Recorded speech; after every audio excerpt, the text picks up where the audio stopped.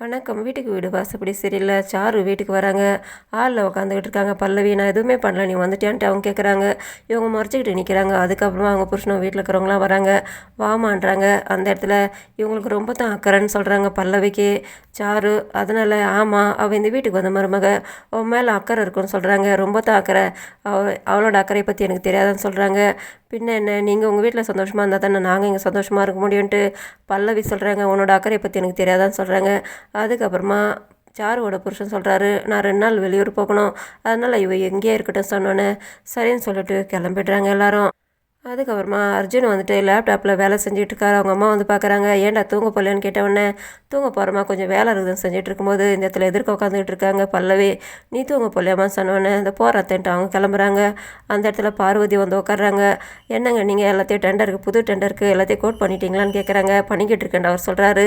இங்கே டெண்டர் சொன்னோன்னே திரும்ப வந்து உட்காராங்க. அந்த இடத்துல பல்லவி புது டெண்டரான்னு கேட்குறாங்க. ஆமான்றாங்க. ஆஃபீஸில் தான் வச்சு பிரச்சனை ஆயிடுச்சு இல்லை, அதனால தான் வீட்டில் இதை கோட் பண்ணலான்ட்டு பேசிக்கிட்டு இருக்கோன்றாங்க. நீங்கள் இந்த டெண்டரை பற்றி பேச போகிறீங்க, நான் போய்ட்டு என் புருஷனை கூட்டிகிட்டு வரேன்ட்டு அவங்க வந்துட்டு கண்ணனை எழுப்புறாங்க. அவர் எழுந்திருக்க மாட்டார். போயிட்டு திரும்ப வந்துடுறாங்க. அவர் தூங்கிட்டு இருக்காரு. இந்த மாதிரி விஷயத்தில் அவர் கலந்துக்கிட்டால் தானே அவரும் பிஸ்னஸ் பற்றி தெரிஞ்சுக்குவாருன்ட்டு, இதை பற்றி நான் அவங்ககிட்ட பேசிக்கிறேன்ட்டு அர்ஜுன் சொல்கிறாரு.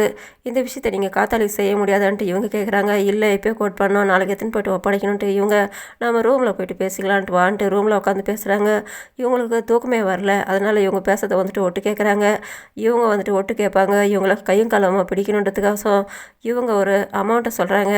இவங்க ஒன்றுன்னா சொல்ல அதை இவங்க ஃபோனில் பதிவு பண்ணிக்கிட்டு பொழுது ஒழிஞ்சு கோலம் போடுறாங்க பார்வதி. அந்த இடத்துல அவங்க நாத்தனார் வந்து பேசிக்கிட்டு இருக்காங்க. இந்த இடத்துல சாருவும் பல்லவியும் வராங்க.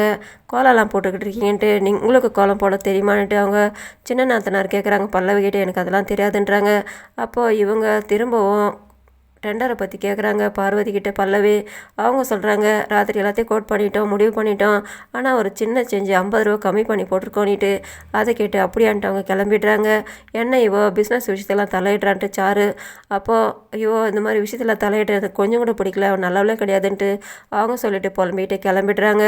இவங்க வந்துட்டு இதுக்கு முன்னால் ஒருத்தர்கிட்ட டெண்டர் சொல்லி ஜெயிக்க வச்சவர்கிட்ட வந்துட்டு ஃபோன் பண்ணி சொல்கிறாங்க, திரும்பவும் புதுசாக டெண்டர் விட்டுருக்காங்களான்ட்டு. அது கேட்டு அவர் ஷாக் ஆகிறாரு. முன்ன சொன்னீங்க அது சரி, ஆமாண்ணா இவங்க இப்போ சொல்கிற தகவல் தப்புமா, அந்த மாதிரி எதுவும் இல்லைன்னுட்டு அவங்க சொல்கிறாங்க. இப்போ 100வது வருஷத்தை ஏதோ புதுசாக டெண்டர் விட போகிறாங்களாம், அதான் எடுப்பேன்ட்டு விஷ்ணுவர்தன் குடும்பத்தில் அவங்களோட கம்பெனியில் பேசிக்கிட்டு இருக்காங்கன்ட்டு. அதை கேட்டு அவர் ஷாக் ஆகிறாரு.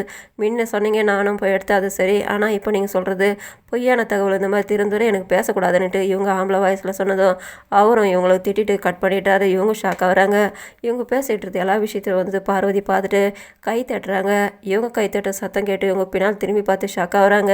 நீ இவ்வளோ மோசமானவளை, இவ்வளோ கேவலமான வேலை செய்கிற, இவ்வளோ பெரிய கிரிமினலா நீ, உன்னை தெரியாத நான் கண்ணனுக்கு கல்யாணம் பண்ணி வச்சுட்டுமே நாங்கள் எந்த அளவுக்கு நம்பிக்கிட்டு இருக்கோம். இதுக்கு முன்னால் ஒரு டெண்டரை நீ இந்த மாதிரி தான் ஜெயிக்க வச்சிருக்கியா வேற ஒருத்தர்கிட்ட, அதேமாதிரி நாங்கள் திரும்ப திரும்ப தோற்று போய்டுவோம், நீ ஜெயிச்சுக்கிட்டே இருக்கலாம்னு நினச்சிக்கிட்டு இருக்கியா, நான் இருக்கிறவங்கள அது நடக்காது. இவ்வளோ பெரிய மோசமானவளை இந்த வீட்டுக்கு மருமாலாம் நாங்கள் கூட்டிகிட்டு வந்ததுக்காக வருத்தப்படுறோம். நாங்கள்லாம் உன் மேலே இவ்வளோ நம்பிக்கை வச்சுருந்தோம், அந்த நம்பிக்கையை நாசம் பண்ணிட்டே, இதுக்கு மேலே நாங்கள் சும்மா இருக்க மாட்டோம். இவங்க பேச இவங்களுக்கு பயம் ஆகுது.